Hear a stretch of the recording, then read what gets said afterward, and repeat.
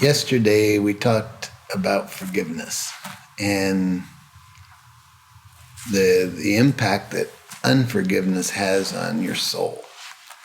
Desmond Tutu, who was the Archbishop of South Africa when Nelson Mandela became president, made the statement that without forgiveness, there is no future.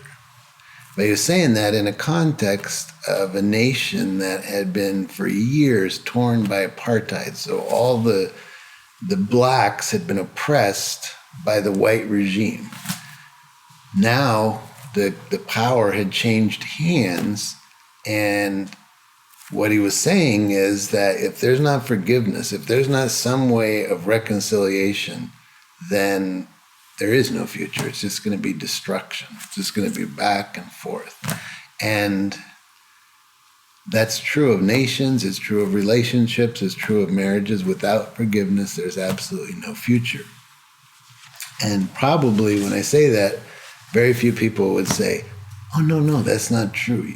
We agree. Yeah, absolutely. But then personally, we look at our own story and we say, well, yeah, but does that really apply here? Like if this story, this is different.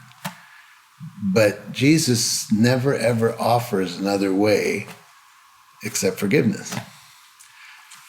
I read a lot of stories about forgiveness and reconciliation because it's something that I'm passionate about. And it's interesting when you read stories of like somebody in prison that God allowed the victim of that crime to forgive them. But often when you read that, when the forgiveness began is when the person stopped and was quiet and listened to the Holy Spirit.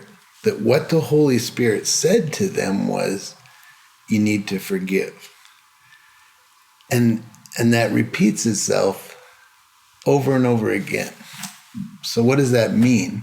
That's something that is really close to the heart of God, that when we stop and we listen and we really want to care for our soul, often the thing that God will talk to us about is unforgiveness, because it destroys our soul.